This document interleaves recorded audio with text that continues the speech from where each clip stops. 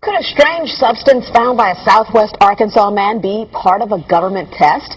Well, that's the question at the heart of a phenomenon called chemtrails, now getting widespread attention.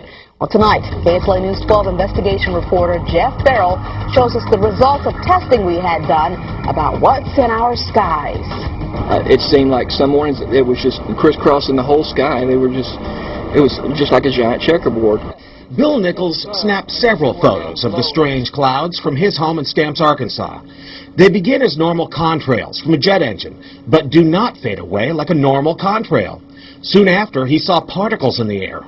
You know, because we'd see it drop to the ground in a haze. Nichols then noticed the material collecting on the ground. This is water and stuff that I collected in bowls. I had it set out in my backyard on my dad's pickup truck.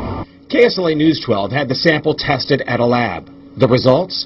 A high level of barium, 6.8 parts per million, more than 3 times the toxic level set by the EPA. Armed with these lab results about the high levels of barium found in our sample, we decided to contact the Louisiana Department of Environmental Quality. They told us that yes, these levels are very unusual, but at the same time they added the caveat that proving the source is a whole nother matter. Barium is a hallmark of other chemtrail testing, which even attracted attention from a Los Angeles TV station. There's already no shortage of unclassified weather modification programs by the government. But those who fear chemtrails could be secret biological or chemical testing on the public point to the 1977 Senate hearings in particular, which confirmed 239 populated areas had been contaminated with biological agents between 1949 and 1969. Later, the 1994 Rockefeller Report concluded hundreds of thousands of military personnel were also subjected to secret biological experiments over the last 60 years. But could secret testing be underway yet again? I'd rather it be something inert and benign, something that's, not causing any damage, but I'd like to know what it is.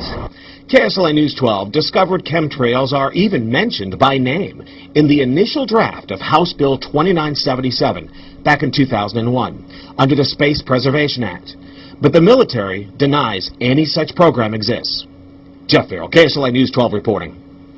And, it turns out until 9 years ago, the government had the right under U.S. law to conduct secret testing on the American public under specific conditions. Only a public outcry repealed part of that law, with some exceptions. Jeff's report mentioned high levels of barium linked to those alleged chemtrails. We wanted to find out exactly what effects barium has on the body. We spoke with Mark Ryan, the director of the Poison Control Center. Ryan tells KSLA News 12 that short-term exposure can lead to anything from stomach to chest pains. Long-term exposure causes blood pressure problems. Ryan addressed concerns by chemtrail researchers that barium could be meant to wear down a person's immune system. Anything that causes ill effects in the body long-term, chronically, is going to affect your ability because it's constantly working on the body. So from that aspect, yeah, that's a potential. Ryan says he's conducted research on his own about secret government testing on the public, but he's still a bit skeptical about the alleged chemtrails, at least at the moment, because the Poison Control Center has seen no calls about exposure to barium.